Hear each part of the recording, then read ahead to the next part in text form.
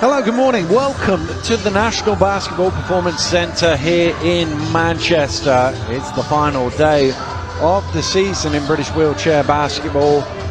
It's finals day. We've seen the Division 3 champions crowned, and now we're ready to see which of these two teams will become the Division 2 champions as the Mohawks take on the Lothian Phoenix. Daniel Routledge and Joseph Joe Rantner with you to go through the action. And JJ, normally when you get to this time of the season, you end up with two teams who've not played each other before this year because they've played in different divisions. Not so today. These two teams played obviously in the same division, finished first and second, played each other twice. Mohawks won 49-40 and 48-37. Does any of that play in today, or do you throw that out of the window for a big game like this? No, it's a final, and you know anything could happen during a final.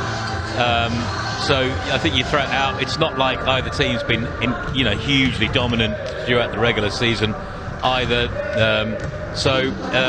We could be in for a close game today, Dan. Hopefully. Mohawks top the group, 7 wins from their 8 games. Lothian 6-2. Both of them booked their place yesterday in the semi-finals, getting through here today, and really impressive victory for Lothian Phoenix. It was on the other court, but they came out 20-point winners in that semi-final. Looked pretty comfortable, led by their young star Finn Erskine. Yeah, I watched some of that game, and Erskine stood out for them. And they've got some good players. Let's make no mistake. They're big and quick and aggressive, and hard to deal with. But Erskine stands out as a huge prospect for the future. So let's keep an eye out for him. The Mohawks defeated Cardiff Met Archers 58 points to 47. Had to come from behind in that game, but had a sensational second half to see them to victory. Great performance from Darren Kittle, but also I thought Luis Dominguez off the bench really gave them some spark and really came up with some important play at a key time of the game. Well, he's the sort of player that people pay to come and watch. He's quick and he's energetic and has flashy moves.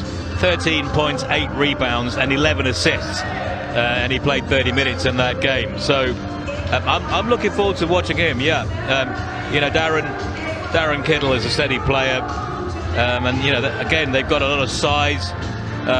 Have Mohawks, so they could match up with Lothian's size.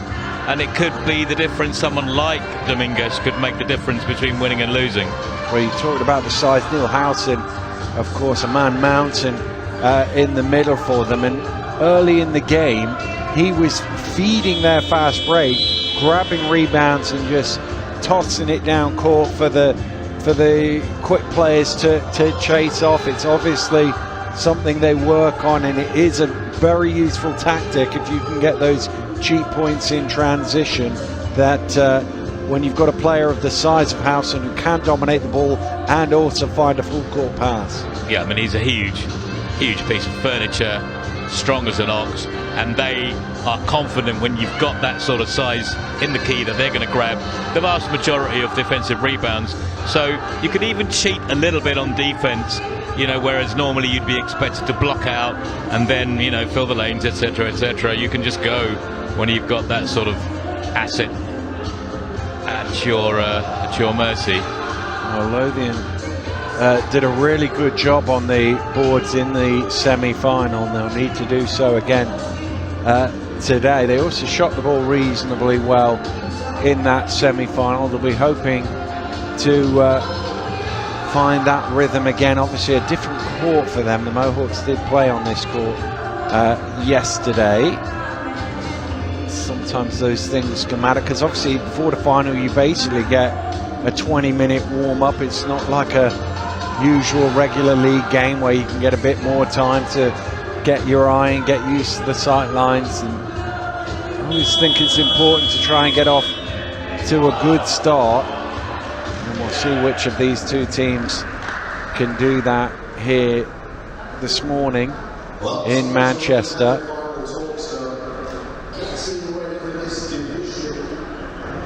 Two teams making their way out onto court. They were first and second in Division 2 North. They're going to be first and second in Division 2 overall, but in which order is the question.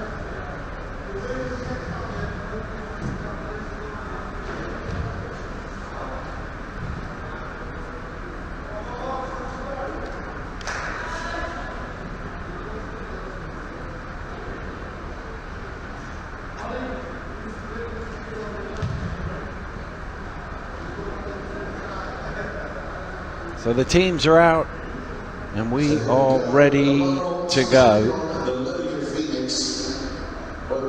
David Steele and Neil Howson in the middle of the court, ready to contest for the opening possession. It's Howson who wins the tip, but it is the Lothians who get the first possession. And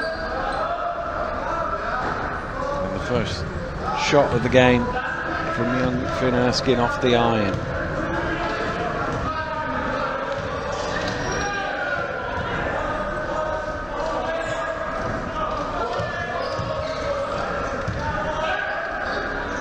Kittle trying to find some room. He said he was top scorer yesterday and he's the first on the board today. Yeah, that's his game there, behind that huge screen.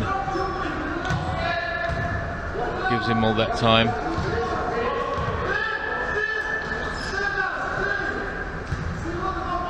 Smart room at the free throw line. Bit of a late closeout, but he can't make them pay.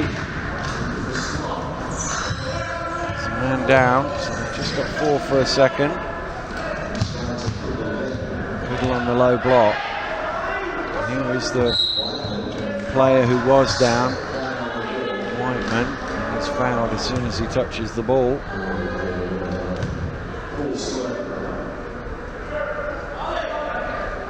Sloan the offender.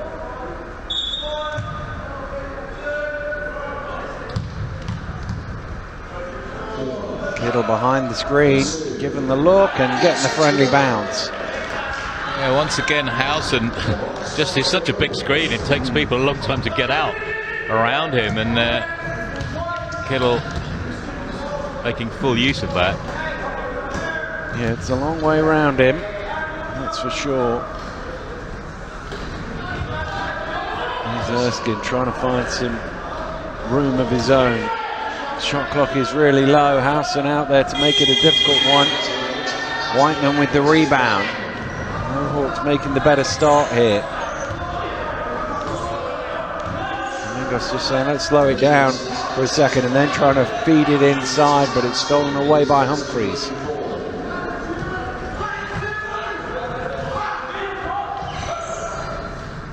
Erskine trying to thread the needle, Howson batting that away, and it'll be an end-line ball to the Phoenix.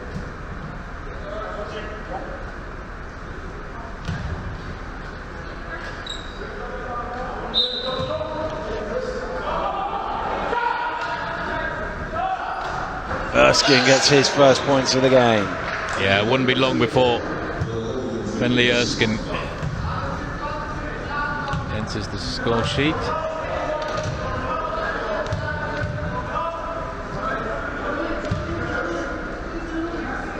Go cross court to Domingos, then he dives into the key. Shot goes up. Howson trying to make a nuisance of himself, and that will come out off Smart last, so it will be a Mohawks possession.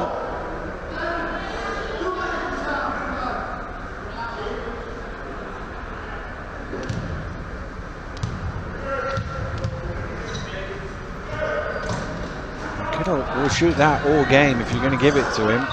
It's an interesting tactic not to dive out at him. Yeah, I guess maybe they're just testing him to see how he's shooting. So, well, he's 2 from 3 so far from that range. But they're definitely not hard jumping him, just hedging.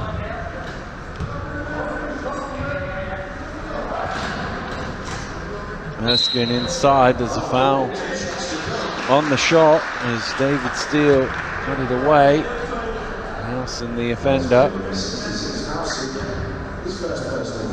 First foul on the Mohawks.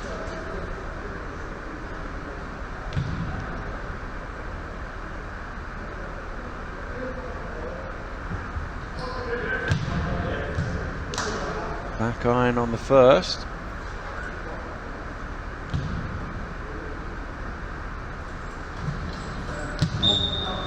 Front net on the second. Somewhere in between, there's a point there. And you get half points.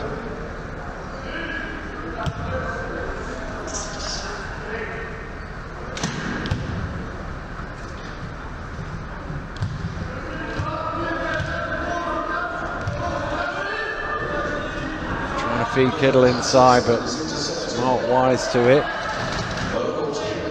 Mohawks still have the ball though.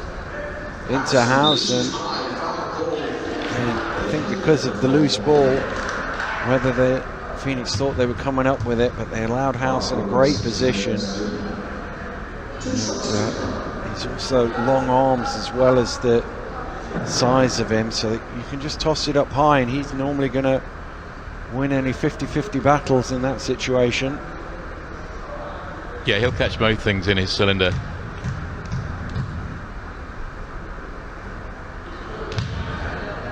Get himself on the score sheet yet.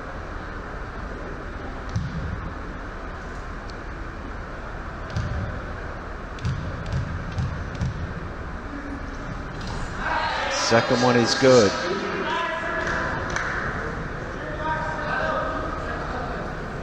The ball disappeared out down the corridor there.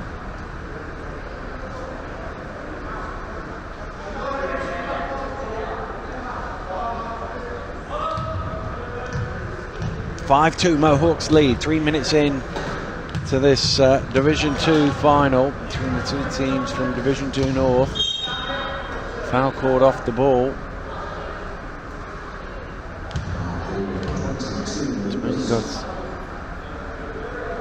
The offender. Cheap foul, really. There was nothing going on. Quite a foul. Yeah, those are the ones that if you end up in foul trouble later on in the game, you look back and regret. Steele close range. Second attempt at it, he's able to score. Yeah, Howson's got to be careful here. No matter how big you are, the opponent takes you one-on-one. There's a danger of scoring or fouls. They've trapped Steele back a little bit, so they should have some size advantage inside. And here's a man who can finish from all sorts of angles in off the glass for Kittle. Yeah, classy finish there by Darren Kittle. Nice player to watch is Kittle. Nice pass. Whiteman did enough to make that a difficult shot for Smart. That's a little bit behind Humphreys there, but they're able to get a couple of points on the board thanks to Erskine. Yeah, comes up with the goods. Again, it's Finley Erskine.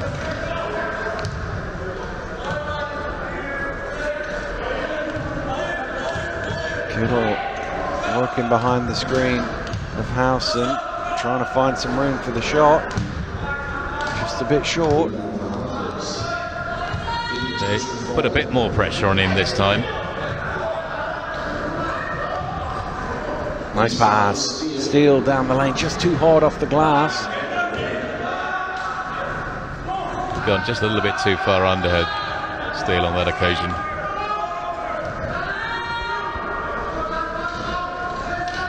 Whiteman trying to find Kittle. There's a lot of bodies in there to feed it through. Somehow he comes up with the ball.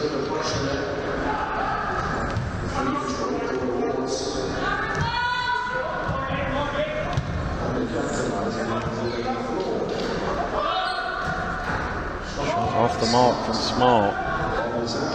Nelson thrown it out to Kittle.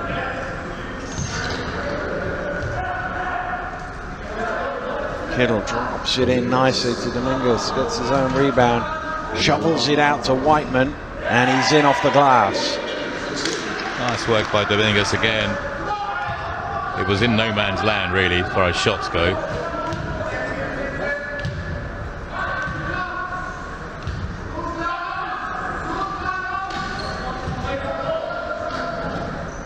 Erskine back iron. Howson with the rebound. His first thought is to look down court. There was no outlet pass that time. Oh, Kittle's done really well to catch that. It didn't look like it was going to reach him. Yeah, that was just about within his grasp. He's got 8 points already to his name. Continuing where he left off yesterday, and he's going to have a foul against him as well.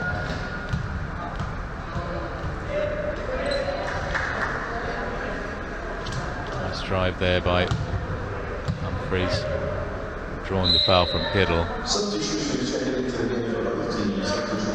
Subs coming in both ways. And Flanagan in. And for the Mohawks coming in, Neil Carlisle.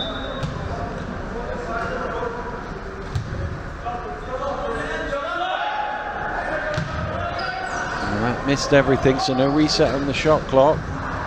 Ball bobbling about. And it's going to be a violation unless the Mohawks come up with it, but they do. Would have been a shot clock violation. Here's Kittle weaving his way through, lobbing it inside to Whiteman.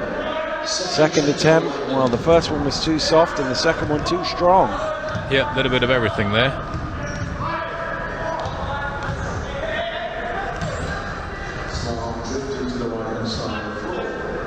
Smart. Looking for options, might take the shot himself. Passes it on, but it's through the hands of Sloan.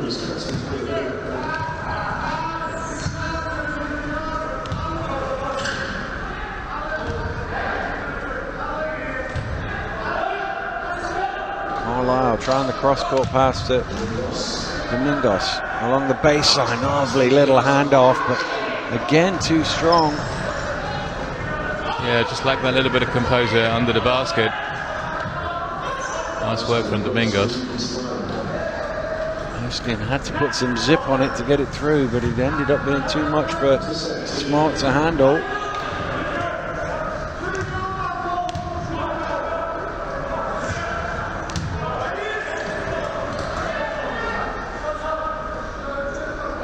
Kittle has the size here. It's a pretty unblockable shot in that sort of matchup, but he can't make it. Yeah, used his body to get into space, but couldn't get the shot to go on this occasion.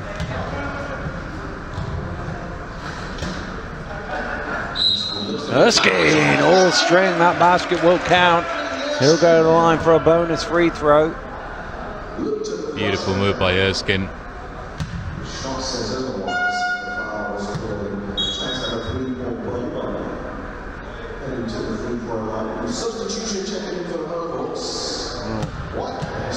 Whiteman has missed a couple of chippies.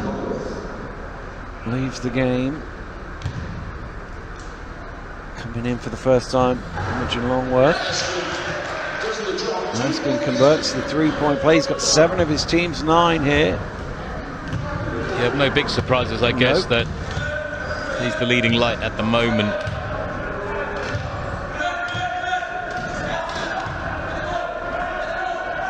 Lovely. Again, textbook pick and roll, but not a textbook finish. Yeah, no cover. That time they jumped him. That was the first time they hard jumped Kettle, but there was no cover. They were lucky to get away with it.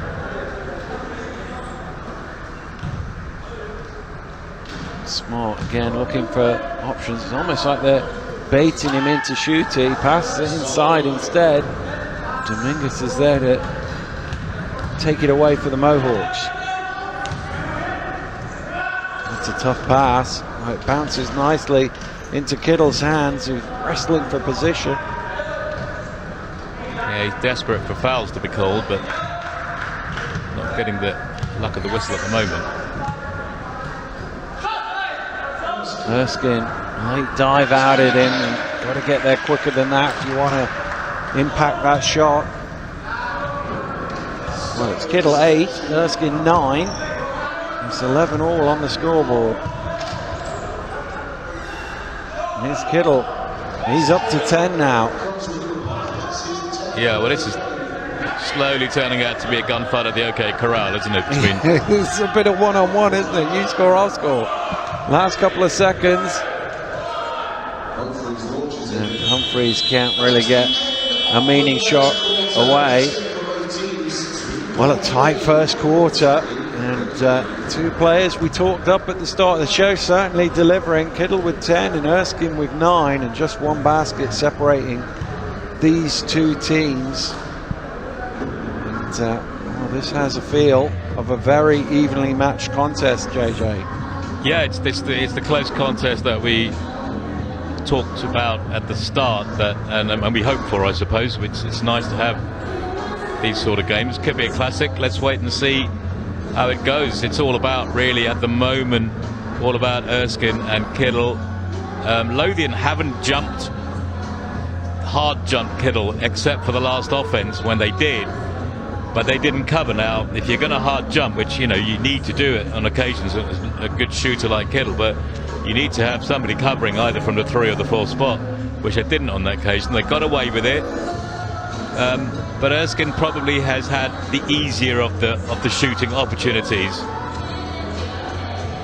Well, Erskine is 4 of 6 versus 5 of 10, but as you say, Kittle has had to sort of duck and weave and maneuver his body around just to get some sight of the basket, whereas Erskine's been a bit more in the mid-range, a bit more room to get into that lovely shot motion that he has. I guess the question is, can these two sustain this, or who else will join the party at either end of the floor to maybe try and break this tight game?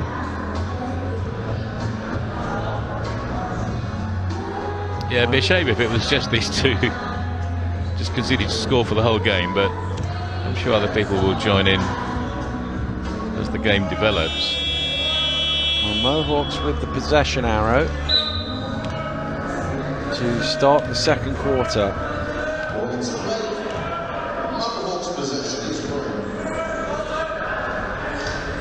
Graham over to Dominguez, back to Kittle, just inside the free throw line.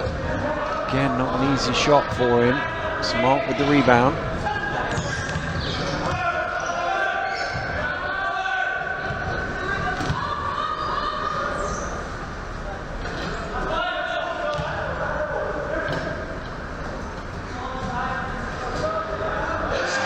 Another 2 points for Erskine. Again, another sort of mid-range shot where he's comfortable. Yeah, he's not really being taxed at all. Kittle. Erskine playing the defense. Kittle trying to find a way through. And it's an offensive foul called against Kittle, and that's going to be his second. Yeah, just use his arm there to brush aside the defender, which is frowned upon. Indeed. Well, they can ill afford him to get into foul trouble, so they have to be careful, certainly for the next 4 or 5 minutes. As Erskine again, just getting any look he wants right now. Yeah, well, we talked about the fact that Lothian aren't jumping Kittle, which they're starting to do now, but they're really not doing anything to put any more pressure on Erskine at the moment. Well, they're almost daring him to beat them from 15 feet, and he's doing exactly that.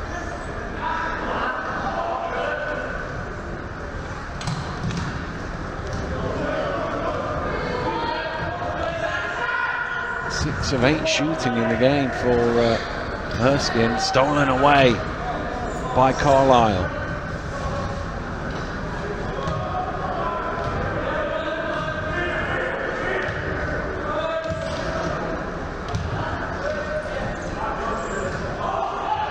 Dominguez.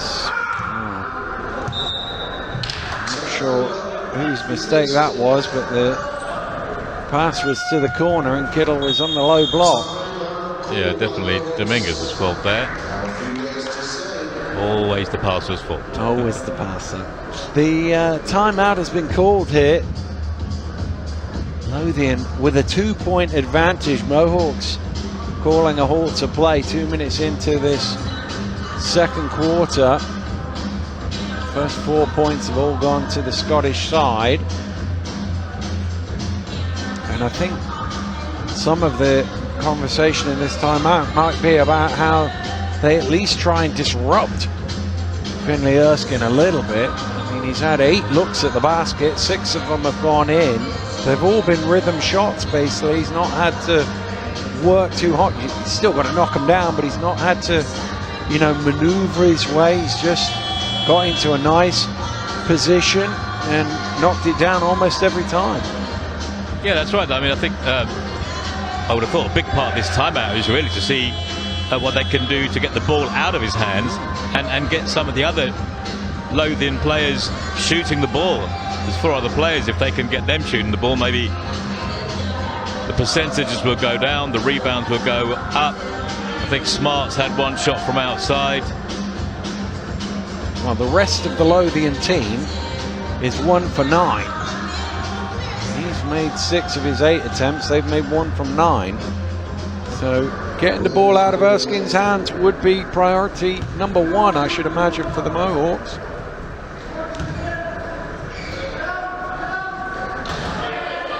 There we go. That's a better way of crashing onto him, but he gets the ball right back, and Dominguez diving out at him commits the foul. That's going to be his second personal. Yeah, he's the sort of player that if you go out to him, you have to stay with him. Yeah. As proved to be the case on that occasion. He got the ball back. Yeah, dropping.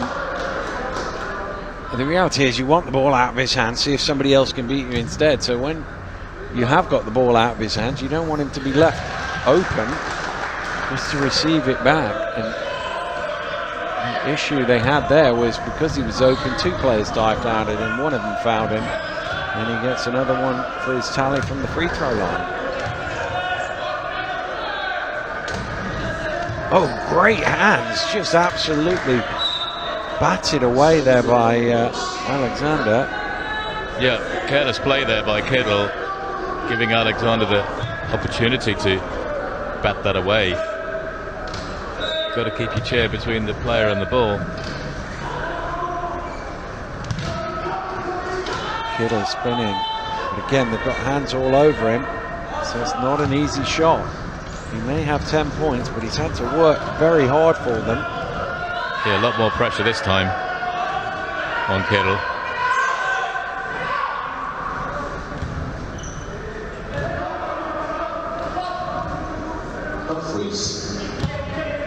Humphreys looking for room along the baseline. Alexander forcing the bounce in. It's going to be a shot clock violation here.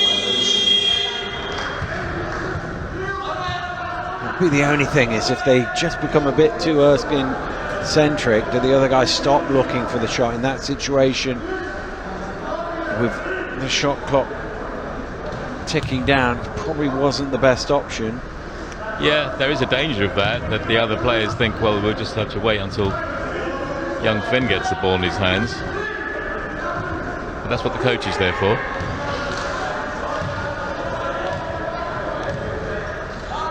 Graham wants a Kittle.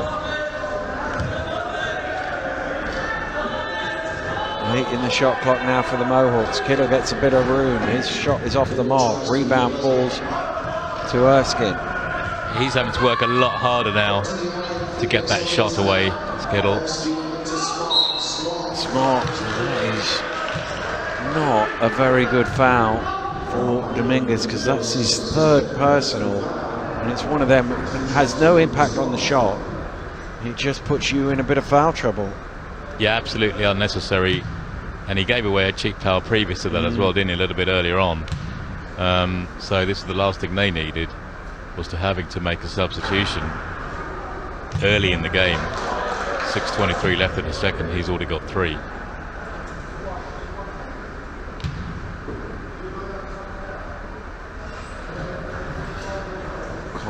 able to one-hand the rebound.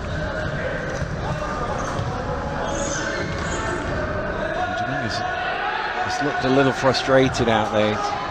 Disappointed with 1 or 2 shots that he's not been able to knock down. That might feed into the fouls as well. It's foul called off the ball. I think it's Alexander.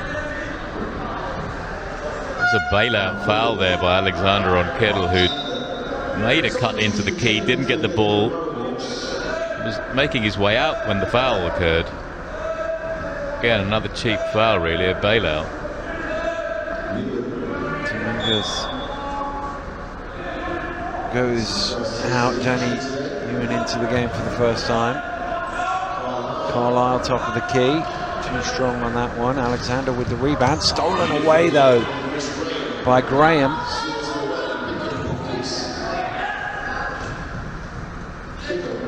Kittle, as you say, shooting numbers are going down at the minute because every look seems to be more challenging than the last.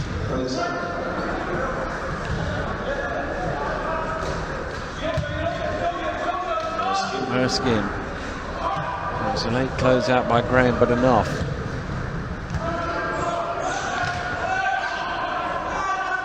That's an ambitious pass.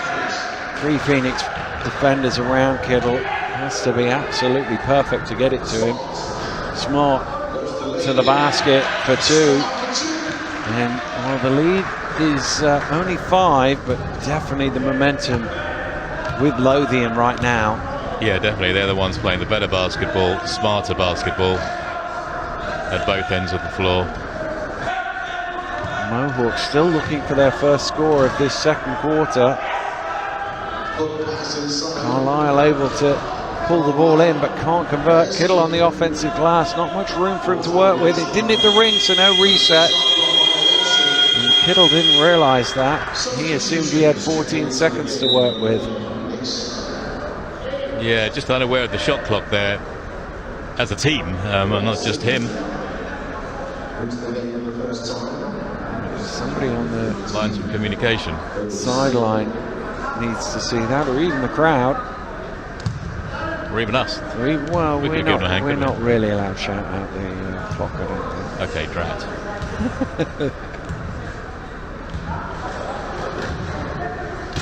Here's Erskine dropping it inside, and that's a bit of contortion there for the finish from Watson. Wow, that's a difficult shot to finish. That was most impressive by Watson. Carlisle getting into the key, and finally it's taken them nearly 6 minutes, but the Mohawks on the board here in the second quarter. A little bit of full court pressure being applied here by Mohawks, trying to disrupt. Alexander getting down the lane for 2. Nice work there by Alexander, kept cool and calm. With a big arm on his head. It's not the biggest, but he found a way down the lane. Kittle with a bit of room. And that's the first sort of easy look he's had for a while, Kittle, and I think the pressure of the last 5 or 6 minutes on him just took its toll, and maybe he rushed that one a little bit. Yeah, I think the cumulative pressure, eh?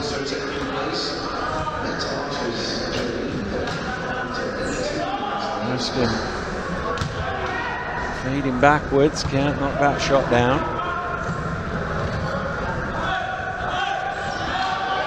Now they've pinned Erskine out, so Kittle's going to go all the way to the rim. He wants a foul, nothing doing from the referee, but it's thrown straight to Whiteman.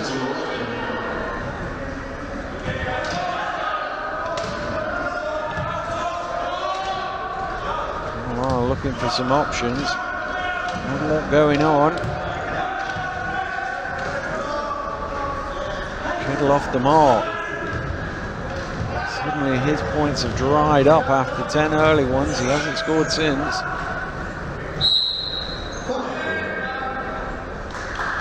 Draws the foul again in the low post.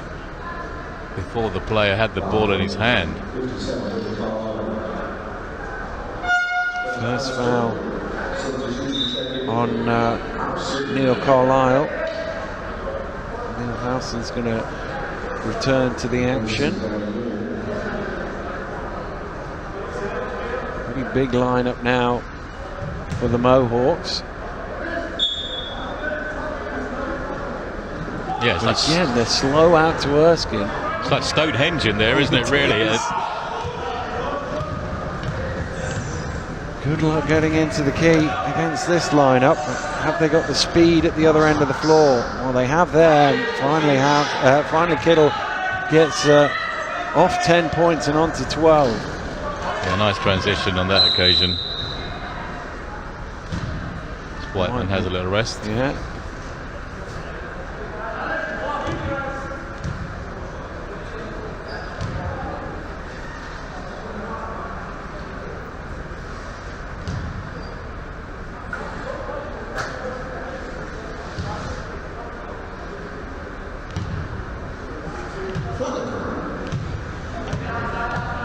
Phoenix leading by 5. Couple of minutes to go in the first half here. Running the second quarter by 7 to take the lead. Howson with the rebound. He's looking down court. He finds Whiteman. Whiteman under pressure, and he turns the ball over. Nice work by Watson there. Prevented the basket. Did Watson just by running the floor, and at the other end gets one himself. Wow, he's had an impact since coming on as Watson. Well, that was a 4-point swing right there, because it could have been an easy 2 one way, and he gets the points at the other end of the floor.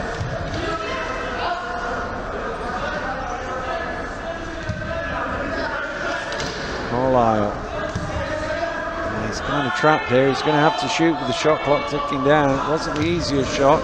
Graham gets the offensive rebound.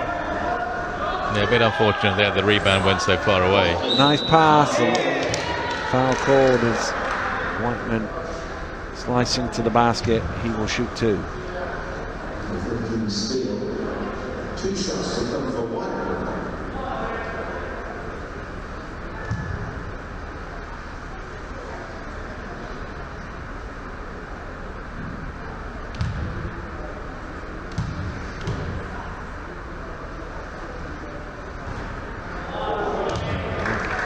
Hit every part of the ring.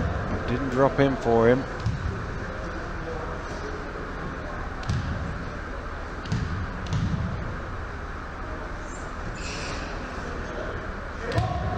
Well, everybody sort of stopped there. Sure. Not sure why. I thought it was a lane violation or something. The referee didn't blow the whistle. Oh, swiped away by Neil Howson. He's not having a bar of that. He's playing volleyball out there. Absolutely spiked that one.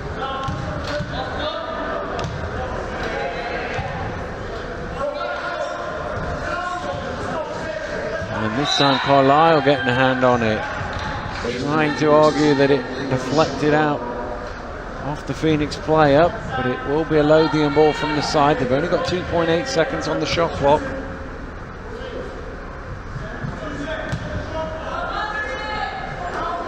Alexander has a lot of time and space.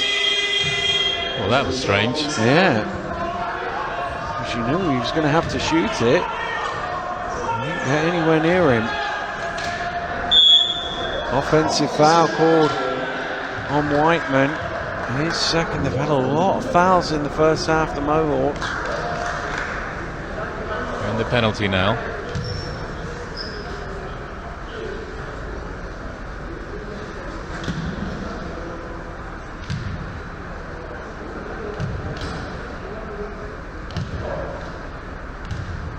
The shot clock is on, but there's not much of a difference between it and the game clock. So Lothian can basically run this down, although they get a quick look in the middle. Steele with the rebound, can't convert. Howson comes down with it, thrown out front to Kittle and deflected away for a Mohawks ball. Probably went too soon there, Phoenix. Yeah, a bit of it. Careless outlet, really. A chance for Mohawks to get one last score here. 9 seconds to play.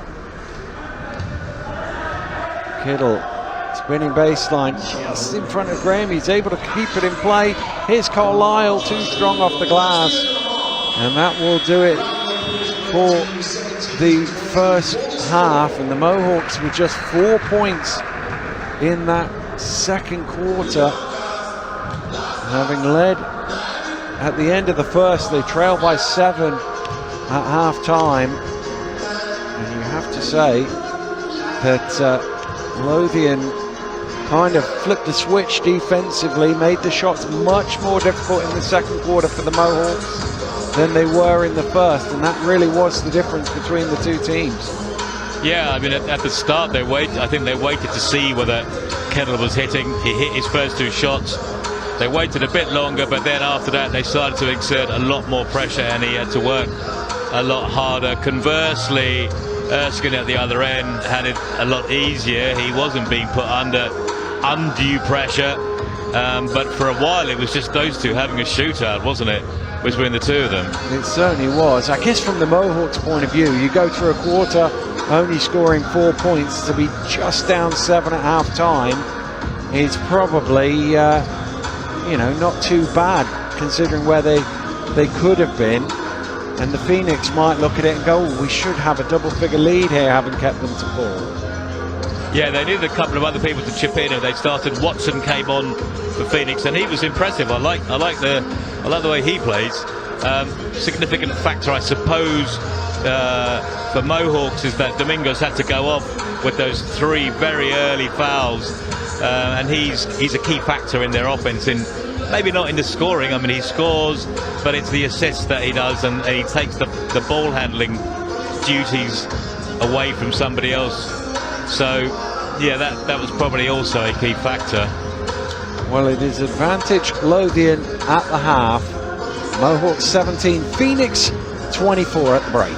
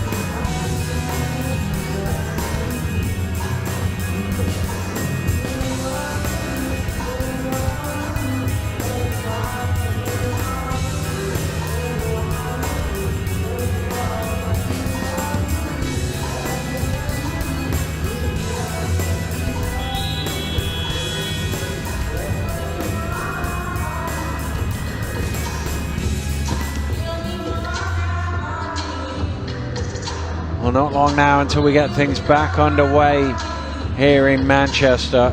Mohawks trailing Lothian Phoenix by 17 points to 24. It feels like the Lothian team talk is much easier than the Mohawks one, because Lothian is broadly more of the same. Keep doing what we're doing. We're playing well, whereas Mohawks have got to find some way of getting the offense ticking in a way that they didn't in that second quarter.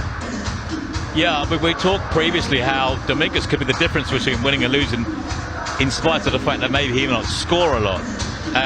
So he'll come back on now, I suspect, and we'll see if that makes a difference. The deficit is only 7, so, you know, it's certainly far from insurmountable. And, you know, we'll see if they can get back into this game. I always think psychologically how you start and end halves can really make a difference. I think, particularly in this sort of margin, if you go and add 5 points, say somebody scores 5-0 or 7-2 start to the second quarter, if you add 5 points either way, 12 points to 2 points is a massive swing, and the momentum that brings with it, well, we'll see if either team can manage that. It'll be Lothian to get us underway. They are the ones with the upper hand here as the third quarter begins. This line. Oh, there's Dominguez immediately making an impact with the steal. He's got the chance to run back a layup as well, and that will do him the world of good. And there you see the difference that he makes to this team. So think about all those minutes without him previously. He has to be smart now with his fouls. Well, he sat 6.5 minutes of that second quarter because of the foul trouble, but also he was a little frustrated with the fouls going against him. He missed a couple of shots, and there was a turnover or two. That steal and score will doubtless be really positive for his way he's feeling. Here's Kittle in the key, and this is a good start. They only scored 4 points in the whole of the second quarter. Inside the first minute, they got 4 in the third. Yeah, it's all about Dominguez there. He made that cut, make the space for Kittle. And he's got another steal here. What an instant impact he's made. Kittle's inside, Dominguez finds him, and Kittle scores. And, well, I said, the swing of a quick start, 6-2, and suddenly it's a 3-point game. This is exactly the start that they would have wanted. 2 or 3 unanswered baskets.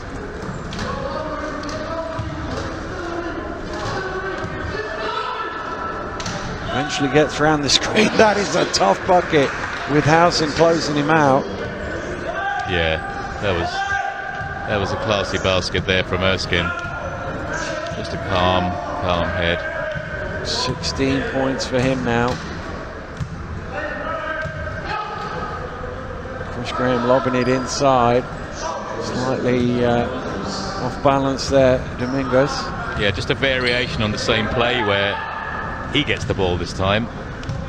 Kittle didn't have the line. Erskine trying to bounce that through, but it hit the wheels of Howson, and the foul is called offensively on Smart, who ended up on the deck. Yeah, that was close. I think if Smart hadn't gone forward onto the deck, there was a 50-50 chance that would have been called on Dominguez for his 4th foul. That is what they can ill afford, because we've seen in the first 2 minutes the impact he's had on this second half. And that is the risk you run in foul trouble, but fortunately it paid off for him that time.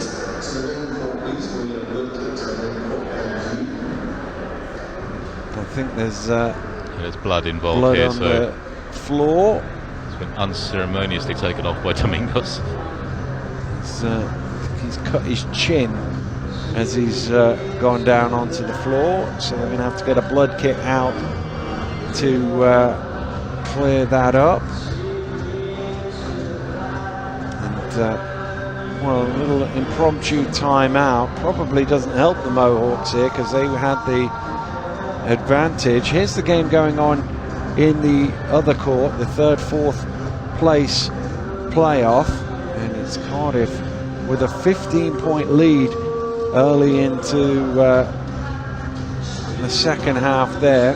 Just got underway in that third quarter. Bad day for my old team. Well, it is. I didn't want to mention it, but yeah. Cardiff 39 points, so obviously scoring well in that first half to lead that one by 13 as they do. Jade Atkin, of course, amongst the points, 16 points for her. Sam Hill has 13 points as the two leading scorers for Cardiff. Adams with 18 points the other way. The question is whether they've got any secondary scorers, the Aces, because their second top scorer only has 4 points, 18 for one player and 8 for everybody else combined. And when you've got the likes of Atkin and Hill at the other end of the floor, you've got to find a way of keeping that scoreboard ticking, because those two are volume scorers. Yeah, you'd normally, for Aces, rely on someone like Winsborough maybe to take up the slack in the scoring, but maybe that's not the case today.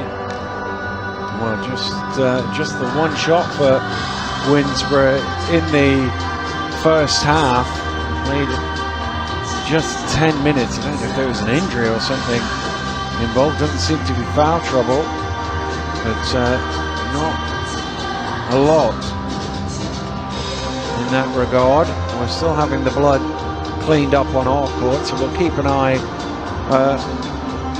on this game, keep you up to the action. Good work on the offensive glass there from Cross to get 2 much needed points, first points of the game for Cross there. Lost the ball, have they? There we go.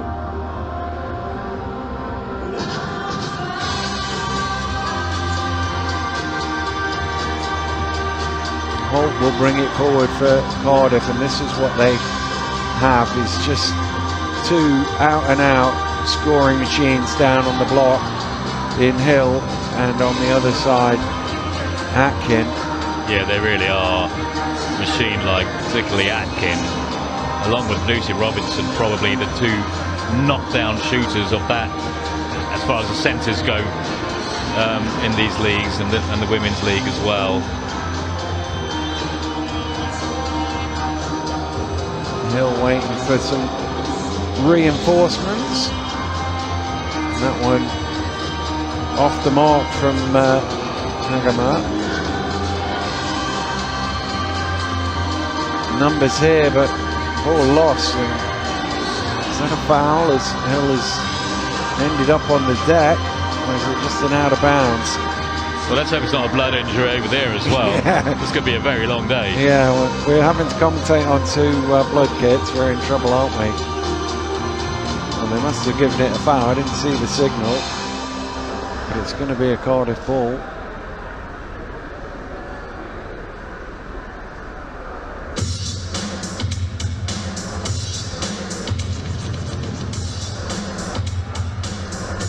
Here's Atkin looking for options, and it's usually a good option when she shoots. It didn't go in that time. We still have the ball, Cardiff, and here's Hill off the mark.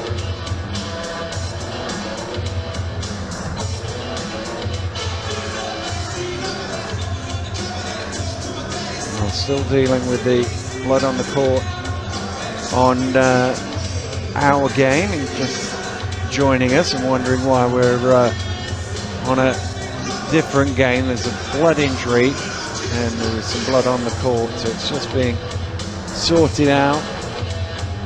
So we've got an impromptu break, and we thought, well, we'll bring you the feed from the other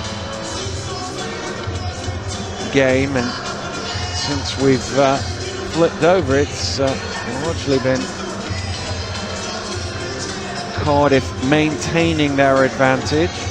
Ace is not out of this as yet, but some work to do. The challenge will be, can they keep the scoreboard ticking regularly enough? Because at the minute they're just going score for score with the Archers, and that won't do them much good because they're down 10, and Cardiff have probably got the two best scorers on the court. Here's one of them in Atkin.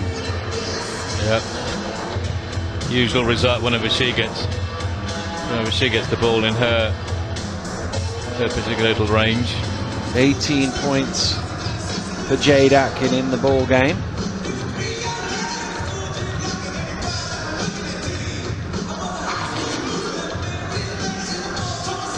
Appleton, fresh off the D3 final and into the third, fourth place game for the D2. No rest for some of these players. No, they're young and fit, they can do it. I would have given my eye teeth to have this many games when I was there, when I were their age. Put the Hovis music on. Is it all in black and white? Yeah, and fuzzy, yeah, definitely. Well, we've just been given chocolates now. Have we? We've got no time to eat these chocolates, so we'll have to find a gap at some point. Yeah. But, I've been very impressed with Appleton. Yeah. From what I've seen of him these last couple of days. Really nice player, but it'll be interesting to see how he develops. And a nice assist there from him to Adams, who continues to pile on the points. Leanna Adams up to 25 personal points now. The problem the Aces have had is secondary scoring. Off the mark. Yeah, she's a tough cookie. Leanna, I've been following her progress since she was about 10, I think.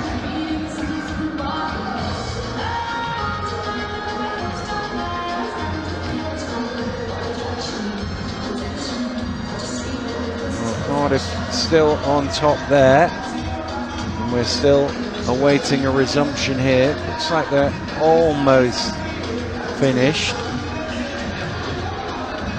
Quite a few blood spots, judging by the various parts of the court that they've had to, I don't know quite what it is, that stuff they put on the floor to... It looks like salt, doesn't it? Yeah, it does look like salt. I'm sure it's something more technical than that.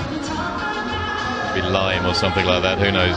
But it's quite amusing to see that whenever these little odd jobs need doing, it's Jay Poppet. They called upon Jay Poppet. He was doing the hoovering yesterday. He was doing the hoovering yesterday. Saved him all those years at university, and he ends up cleaning floors. Well, he seems to have done a good job of it. And you do wonder what this little delay in the game will be. The two teams are warming up or trying to keep warm at the other end of the floor, but obviously players are creatures of habit, so they're used to their 10-15 minutes of half time, and then we go back into it, and how that affects them. The muscles get a little bit cold and you're not quite as ready as you would like. And I think we've got the thumbs up now. Yep, looks like it's all systems go there. Yeah, interesting point you raised about when there are these sort of interruptions, how different players may react. It may be that if this was an international game, players are more adept at rolling with the punches and getting used to interruptions. But the referee isn't entirely happy with cleaning operation. Well, there's still a bit of it looked like almost sand from our angle, but I think it's just smudge. Yeah. But it's the remnants has been cleared, and we can get back underway. Off we go, 5-point deficit. Well, they had the momentum before that stoppage, the Mohawks. Do they still have it after the stoppage is the question. Well, Kittle's got them 2 more points. Well, they've run that same play for the last 3 offences. So Lothian are going to have to start thinking about maybe just swapping their personnel around to make that a little bit harder. Steele gets 2 points back. Of course, the other question is whether Connor Smart can sort that cut out and return to the game, or whether it's one of those awkward spots where they won't be able to sort him out before the buzzer sounds, because it's obviously a key part of what they do.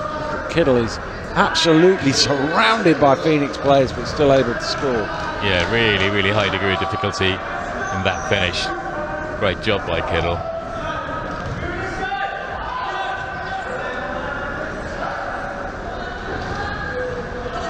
Steele under pressure gets his own rebound. Erskine rims out. Howson with the rebound. His first thought is always down court. Kittle is the man out in front.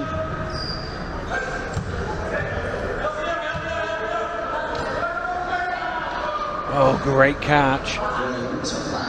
Graham ended up under the basket as a result. Yeah, it was a great catch, but just too far under. That one, he had to have some zip on it to be able to get to Watson, but it had a bit too much. Arguably could have held on to it there and maybe waited for reinforcements. Timeout called here. Yeah, it's interesting because obviously the coaches had a fair old break there. They could have had a little tweak, but coming back out, there's something the Mohawks want to talk over. They've got it down to 3.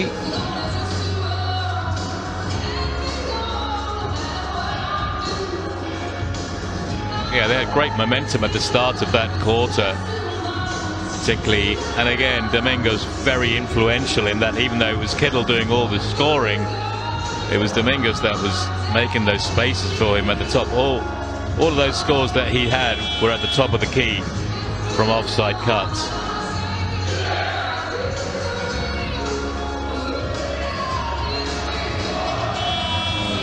During that timeout, Sloan has left the arena. I don't know whether he's going to need stitches on that cut, but he's looking less and less likely to return, I think it's fair to say.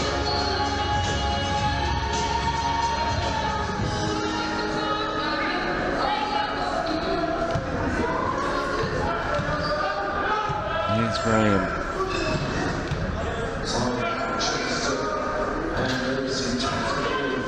Dominguez looking for options. Shot clock down to 6. He's going to have to shoot it himself. Long rebound. Snaffle by Watson.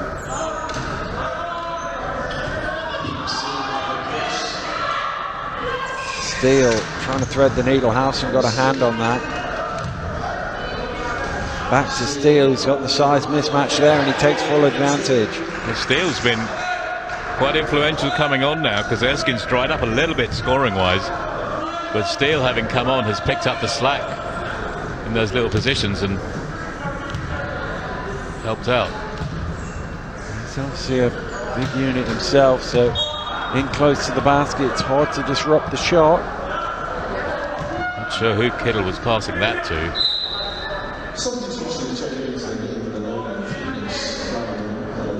Also substitutions for Phoenix.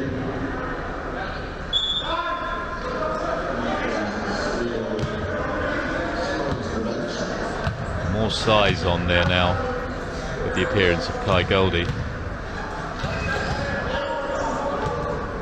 Graham doesn't see the shot clock here, it's about to expire. Again, no communication from the bench or from the other players. Someone's got to be shouting. It's just a basic discipline when it comes to shot clock. Well, if they do it again, I'm going to give you permission to shout, JJ. Well, let's do that. Let's see how that plays out. Here's Goldie.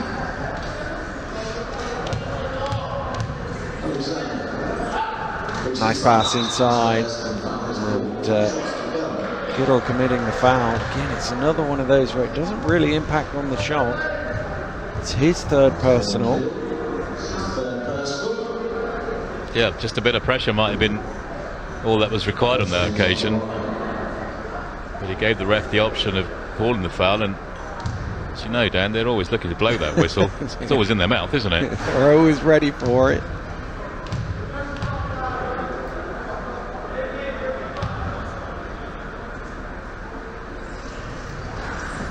Well, the long rebound comes out to him. That gives him a double-double because that was his 10th rebound of the game. But they can't get any points. Careless play all round, really, by both teams on that occasion. Well, nobody stopped the ball. Mingus all the way. Howson with the rebound, way too short. He'll have another go at it. Way too long. Kittle eventually, well, they missed a couple of easy ones, but they're rather the three-point play at the end of it, I guess. Yeah, that's right. I mean, a lot of offensive rebounding going there by the big lad. Eventually fell to Kittle, but wasn't going to miss from there. As Whiteman and Carlisle re-enter the fray. Off goes Domingos. Whether that's just to protect him. Again, he's still on 3 fouls. Get a couple more minutes without him having the opportunity to pick one up, maybe. We'll see. Well, that's not a very good pass, and it falls right to Whiteman.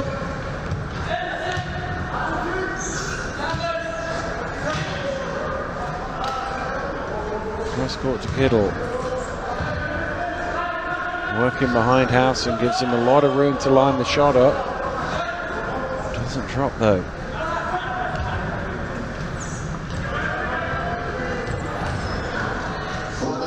Flanagan under pressure from Kittle, who of course is also on 3 fouls, so he had to be careful there. Yeah, good speed by Flanagan, but the pressure there to finish that. Carlisle, I'm not sure Howson was expecting that. Knocked away. And Finn Erskine on his own down court. He's got enough time just to get himself into the perfect spot for the layup, and he's on to 18. Well, that was fortuitous, really. Howson took a standing 8 count there.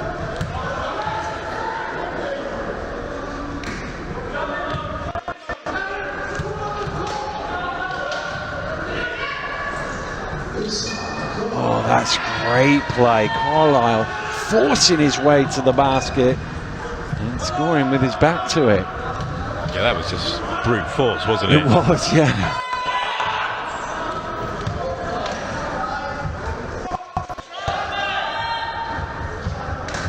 Whiteman gets a hand on it, but it goes out of bounds for Phoenix ball. They still lead by 3 with 2.5 minutes to go here in the third quarter. The Division 2 final here at the British Wheelchair Basketball National Championship Finals weekend. Oh, nice shot from Alexander. What a shot that was. Was that completely across his body? Wow. Yeah. It didn't look like a position to take a shot, but it was a perfect one. I did not see that coming.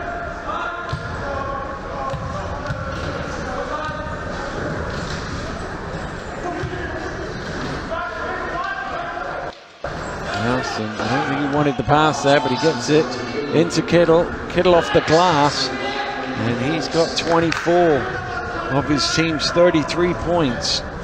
Yeah, like, I mean, they run all these little cuts and weaves just to get Kittle into those positions, and rightly so. He's very adept at finishing in those positions, and the best in his team at doing that.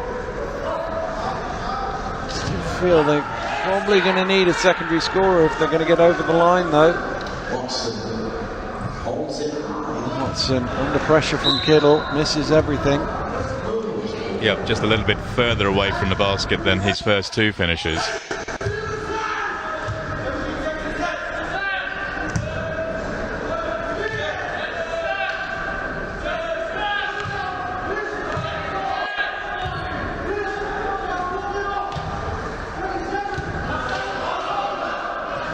trying to get it to Kittle in the key. And they knew that was coming, but just a little too aggressive from Alexander committing the foul. Lothian going to call a timeout here with 1:22 to go in the third, and I'm sure this is all about how they adjust to keep the ball out of Kittle's hands, because we're saying that the Mohawks probably need a secondary scorer. Phoenix are probably saying, let's see if they've got one, because to this point they haven't shown that they've got that secondary scorer. Let's try and keep the ball out of Kittle's hands. Yeah, I mean, he's the only one in their team in double figures, and by a long way, 24 points. Well, the rest of the team combined haven't got double figures. Yeah, that's right. So it's really, I mean, is it a question of they keep it out of his hands, or they try and stop those cuts, because they're running the same two plays every single time. The ball goes out to the side, and then the guy in the middle makes a cut down the middle, or they cut towards him and he cuts into the key at the top there. And maybe they need to try and stop those cuts, which will leech off all the space that he's using at the moment.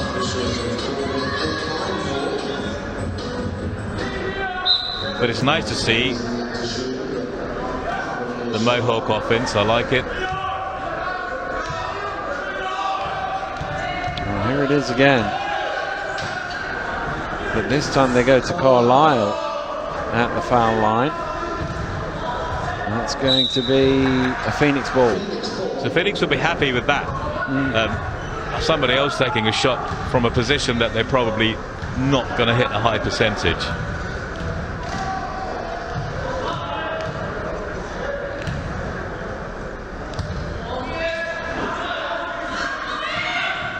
Erskine, he's going to hit a high percentage of those shots. Speaking of simple plays, he also runs exactly the same play every time. Starts off low, they run a screen for him, and he just calmly puts it in the basket. 20 now for young Finn Erskine.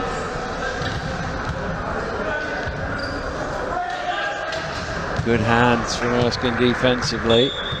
So this time Alexander was cute to the cut, stopped it, made them do something else. 6 on the clock, on the shot clock.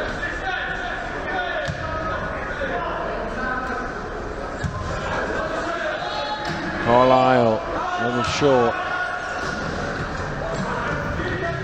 Whiteman almost got his hands on that. Phoenix come away with it though.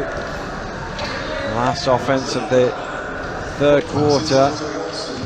It's into Watson, who somehow keeps possession, and Howson's going to get called from a foul from behind. Well, there were a couple of bailouts there, weren't there? Watson had no right to come up with that ball, and they've been gifted a foul and possession here. 7.9 on the shot clock, on the clock. Stolen away by Carlisle, deflected away, and it's going to stay with the Phoenix. 2.8 seconds to go.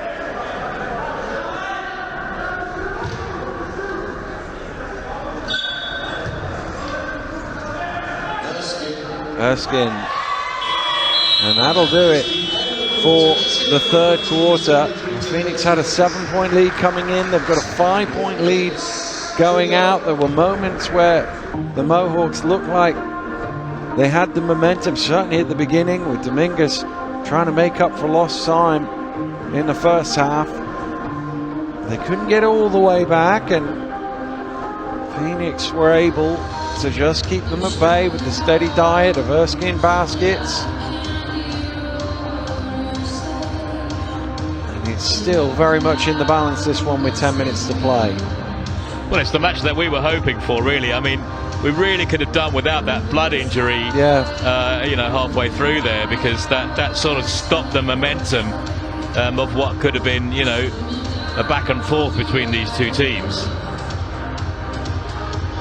But we're still in the situation where the possession arrow is with the Mohawks. If they score on the first possession of the fourth quarter, we're into a one-shot game. And it's anybody's contest from there.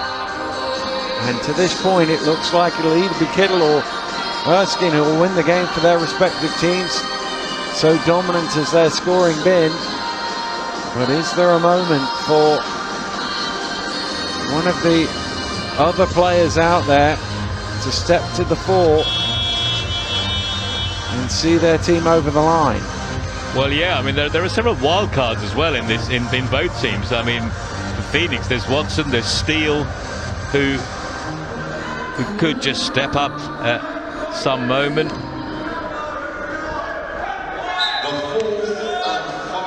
Here we go then, last 10 minutes of the season in Division 2. Trying to decide who the champions will be. Well, it's thrown away. Right into the hands of the Phoenix. And here comes Watson. Squares himself up and knocks down the shot. Beautiful play by Watson, just confident. I've been very impressed with him since he's entered the fray in this game. He's come on and he's been he's made an impact skillfully. Kittle had to think twice about that one. Knocked away by Dominguez. He gets the steal.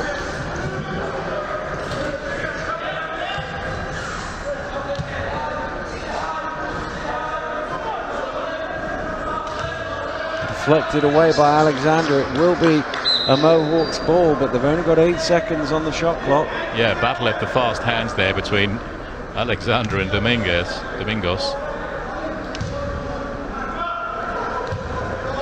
Carlisle. Time running down. Domingos is going to have to shoot. Not quite. Can Whiteman get his hands on the ball? No, it pobbles about. And Humphreys comes away with it. Here's Watson.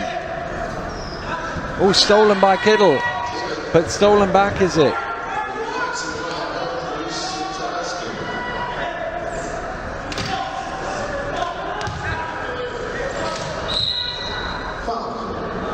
Foul forward on Whiteman, I think.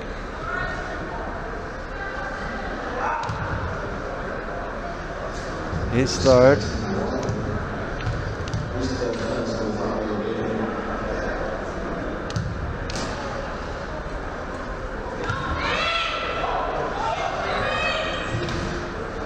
Erskine shot rims out.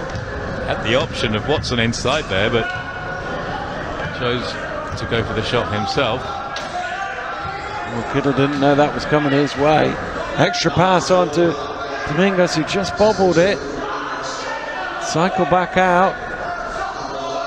Howson in off the glass. Carlisle in off the glass. Yeah, just a scrappy period of play here between both teams.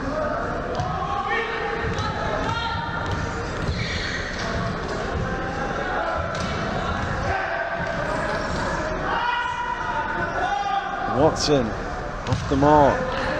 Domingos with the rebound. Forward to Whiteman. Waits for his teammates across the line. Here's Graham. Kittle off the mark. It looked like a bit of a tired shot. Yeah, it did, didn't it? Side of the board there. Alexander strings it, and the lead is back to 7. He's quietly had a good game, hasn't he, at both ends. He's hit the odd shot, got a couple of rebounds. 7 is as big a gap as there's been in the game. Kittle trying to get it back to 5 and doing exactly that. Well, that was a nice shot there. Just elongated his body. Slightly reminiscent of the great Australian player David Gould there, Kittle. Reminds me a little bit of him anyway. Well, they could do with a bit of that in the last 6.5 minutes if they're going to win the game. They can't keep going basket for basket here. They need some stops and scores.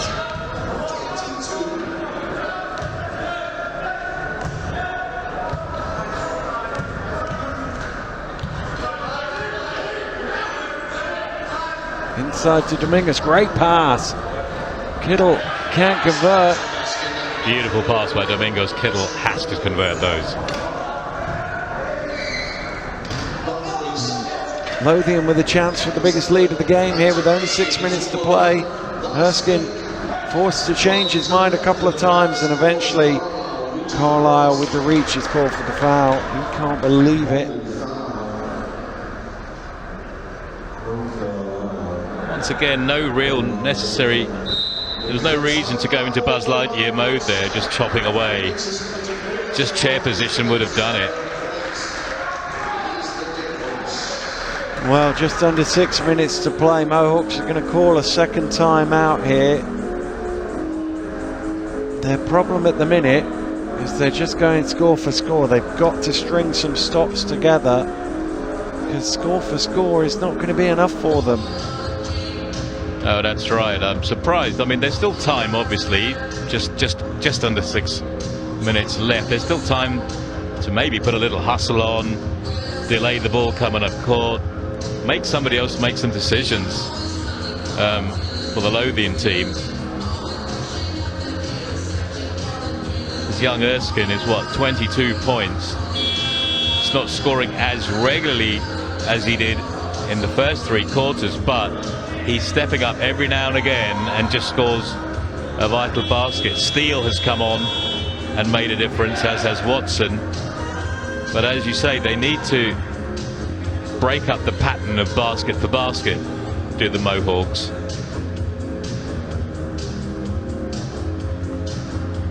Lothian are more than happy to trade scores for the last 6 minutes of this game. By the way, worth mentioning that Smart's back on the bench and strapped into his chair, so presumably he's fit to play again if required. And that pass is deflected. That kept in the front court, but turned over. Domingos scores. Well, now, I don't know if that decision was the right one. Convinced it would have been a backcourt because of the deflection, but you don't want to take the risk. Watson through the contact. It's on Kittle, that'll be his 4th. It is 53 that's shown to the table, so Kittle is going to have to walk the line for the last 5.5 minutes, because he cannot foul out. You'd imagine that this probably isn't the first time he's been in this position where he's had to play with 4. You'd think experienced player like him wouldn't be subbed out at this stage of a final. But sometimes you can just be in the wrong place at the wrong time and commit a charge, or just not quite have your chair in the right position defensively.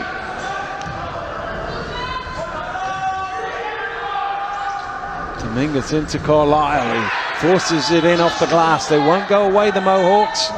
Well, there's that 4 unanswered.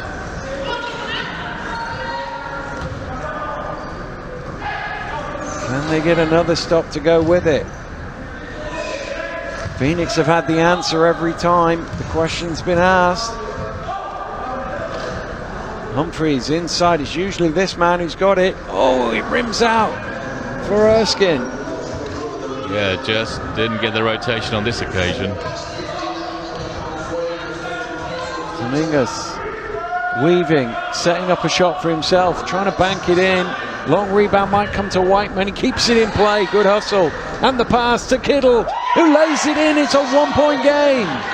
What a sequence of play there, especially by Whiteman. Great job keeping it in. And here is this little press that we said might be the thing for them. Flanagan's got some room, gets to the basket, can't convert, but an offensive rebound is turned over. Carlisle has it. It's been a long time since the Mohawks have been in the lead, but they have a chance here. Domingos with a great pass to Kittle, and Mohawks are in front, and Lothian have called a timeout, having led for most of this game. They were behind in the first quarter, but once they took control of the game in the second, they've looked relatively comfortable. We were saying just 2 minutes ago at the last time out. Mohawks can't go score for score, and then suddenly a run of 8 points in a row and they're in the lead. Yeah, a couple of mistakes really by Lothian that helped them with that 4-point run, and then suddenly they put on this little press that paid dividends for them, and they're ahead now. Let's see what Lothian can do, because they have to do something now. Bearing in mind Smart's back, so they can put him on if they want. He gives them that little bit of height and a little bit of control. But it has to be said that Watson has deputised more than adequately while he's been away, and as we thought, Smart is back on, as is Steele. Well, 2 minutes and 5 seconds ago, the Mohawks had a timeout. They were down by 7, and they've scored 8 points in a row to lead by 1. Can Phoenix have a similar response coming out of their timeout? And they just got that over the halfway line in time.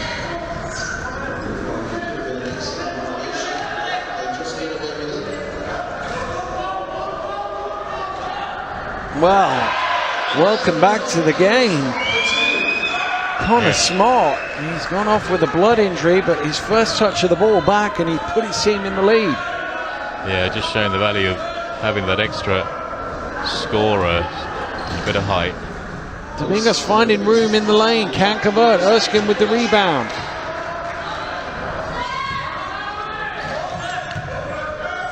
Need to get it over again, but it's stolen away.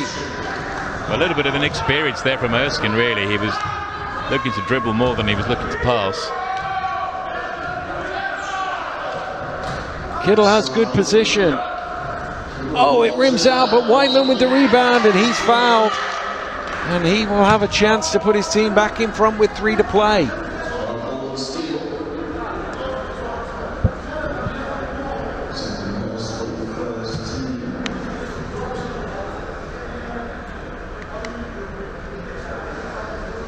Big intake of breath there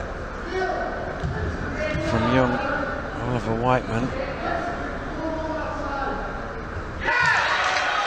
And a big roar of yes from those of a Mohawks persuasion as he ties the game at 46.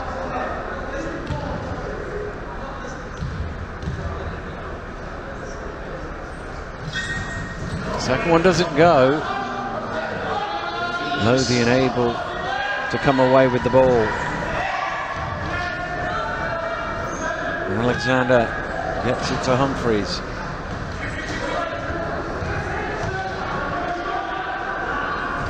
Driving all the way to the rim, it's a little bit short.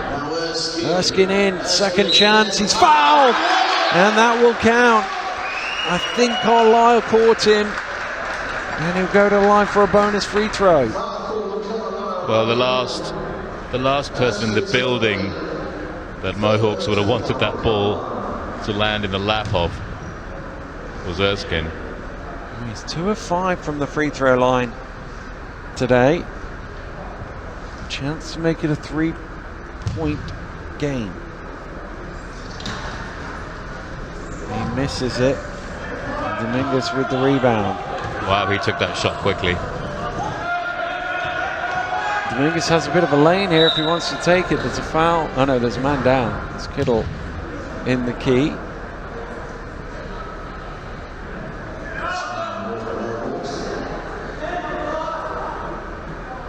So it's a sideline ball.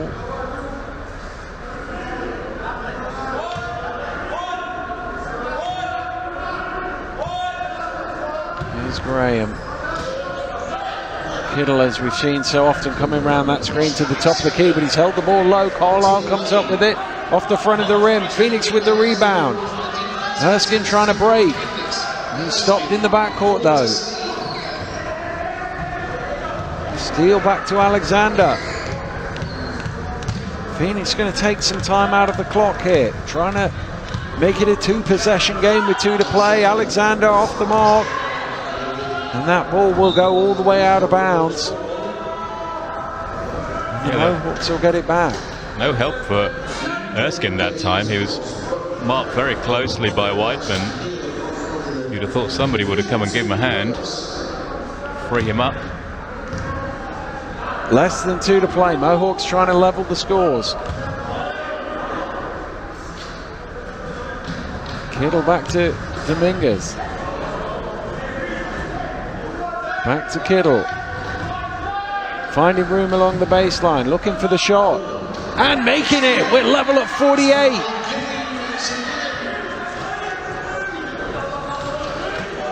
Mohawks pressing, trying to force a turnover. Alexander has it. 90 seconds to play in regulation. Overtime a possibility here. Erskine, 5 on the shot clock. Finds some space. Misses though. Carlisle with the rebound. The quick outlet that Domingos will chase. He's going hard to the hole. And he scores. The Mohawks are ahead with 1:07 to play. Precious cheap basket there for Domingos. Ooh, Carlisle knocks it loose. Who did that touch? It was the Mohawks man. It will stay with the Phoenix. Playing on the edge is Carlisle. I don't think he knows anywhere else to play. Chopping away at the ball. Here's Erskine. Inside. Oh, it's just out of the reach of Smart and it's out of bounds and Mohawks get it back. Well, that was a significant play. Under a minute to go. And now it's the Mohawks with an opportunity to make it a 2-possession game. There'll be in no rush here.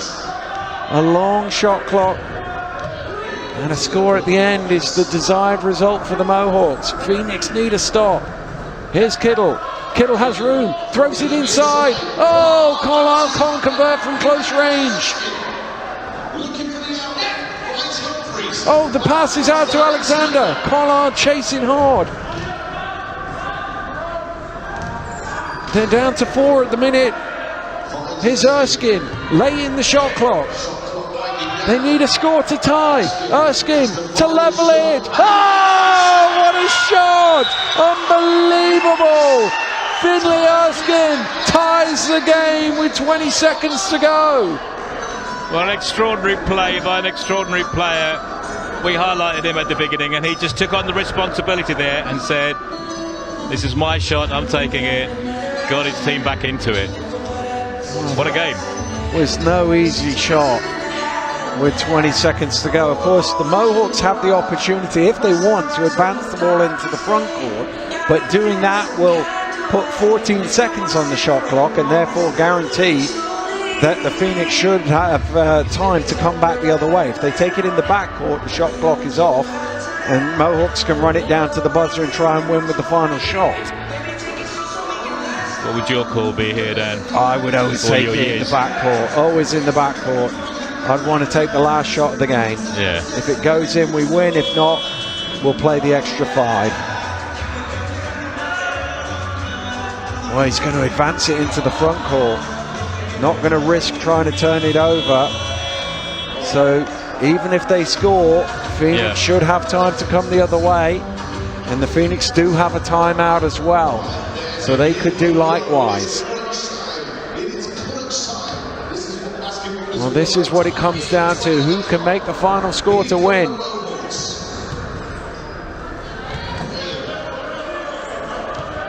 Kittle forced back round. Shot clock down to 5. It needs to go up. Kittle gets it away. Kittle hits on the shot clock buzzer! Incredible! Well, the 2 players we've been talking about all game have come up with the 2 biggest plays of the game. At one end, Erskine tied it. At the other end, Kittle put the Mohawks back in front. And there's 5.9 seconds left. And the Phoenix now, it's their turn to draw up a play and try and force overtime again. Well, extraordinary scenes here. As you said, the 2 marquee players in this game, Joe and White, they're labelled as marquee players. I mean, that was an extraordinary sequence of play there. They run the same play every time, but this time, as for the last 3 times, Erskine has seen it. He's come there, he's denied Kittle the lane, but Kittle somehow gets the ball and makes that little bit of space for himself and hits a really tough shot. Fantastic.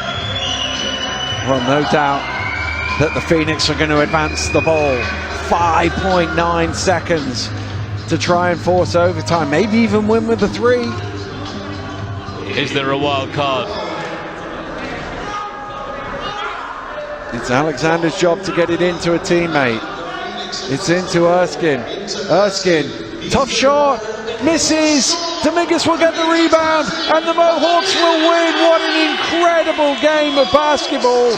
And the Mohawks, who'd been behind for much of it, rode a excellent fourth quarter and a superb display from Darren Kittle, including the game-winning basket with just 6 seconds to play. Two teams really slugged it out for 40 minutes, and that one was the archetypal who scores last wins, and it was Kittle and the Mohawks who scored last, and as a result they are the champions. Yeah, what a game that was. Fantastic. I mean, we were thinking maybe overtime. We were all hoping for a good game, and boy, did these two teams give it to us. Albeit just that it was really gunfight at the OK Corral between Kittle and Erskine, and in the end Kittle had the last shot, and he made it. What a fantastic player, and it was great to see. That was contender for match of the weekend, along with the Worcester Wolves victory yesterday. Well, it certainly was, given the magnitude of the game and the way it finished, with everybody in the building went, well, they're going to get the ball here to Erskine, and they did, and he scored. And everybody then in the building went, well, they're going to get it to Kittle, and they did, and he scored. And that is, you know, big time players making big plays at key moments in games. Yeah, that's why we call them big players, because they do things. They do the extraordinary things at extraordinary moments, and extraordinary moments of pressure. They're the ones who look for the ball. They say, give me the ball, because this is my time. And what a fine example of that was. Well, just a sensational game of basketball here at the National Basketball Performance Centre. We thought we might have overtime when this shot went in to tie things up, but then Kittle somehow found just a slither of space. Look at all the hands out at him. Tough shot, but he knocks it down, and that was the game winner. The Mohawks can celebrate, and there's no better way to win a game than that, but conversely there's no more heartbreaking way to lose a game. The Phoenix put so much into that, and in the end they're one shot short. And you have to feel sorry for them, because it took two good teams playing well to give us that game, and it's unfortunate that they had to be the runners-up on this occasion, but they can leave with their heads held high. They didn't get blown away. They gave a really good account of themselves. So well done to them. Well, we'll just take a breath for a moment as the presentations get ready to take place. We have the chair and the chief executive of British Wheelchair Basketball out there ready to make the presentations. I'm sure they enjoyed that spectacle as much as the rest of us did. But just a fantastic game, and it's one of them games where, I know it's a bit cliche, but you say it's a shame somebody had to lose in that, because Lothian Phoenix were absolutely fantastic, led by young Finley Erskine. 26 points, 15 rebounds, 5 assists, 3 steals, did absolutely everything in the ball game. But it's little consolation when you lose a game like that, that everybody says, well, you played really well and it could go either way. It still hurts in a situation like this. Yeah, look, the reality is you lose a final, there are no consolations really. Very few on very few occasions. That they could have won it today, and that's what's going to eat away at them. It's not like they were comprehensively beaten by a far superior team. It was a very close game between two teams that are very close to each other. But from a personal point of view, I look forward to following the progress of Finlay Erskine. Yeah. We picked him out yesterday, and he hasn't disappointed. He certainly hasn't. One for the future. We saw him in the Junior League game. I'm sure we'll be seeing him on this sort of stage and indeed higher in the coming years, because he certainly proved his quality over this weekend. But the Mohawks just refused to be beaten today. They just kept on keeping on, and there were times, when they got down 7 and you were thinking it's a long way back from here, and that 8-0 run coming out of the timeout in 2 minutes flipped it on its head, and they were just able to make the big plays, particularly that guy, number 53. What a performance from Darren Kittle. 34 of his team's 52 points, and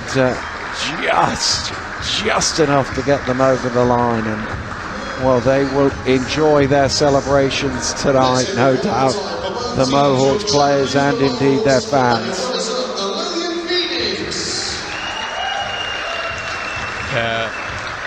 A great day for them. I think a word needs to go for Luis Domingos as well. Yep. About how influential he was in the game, just being someone, a supplier really of space and time. Well, there was a play late on, he kept it in bounds, and then it reversed around, and Kittle was underneath for a basket that they needed to get them over the line. But that was as good a game of wheelchair basketball as you could hope to see. Such drama right to the last, 2 big shots at the end.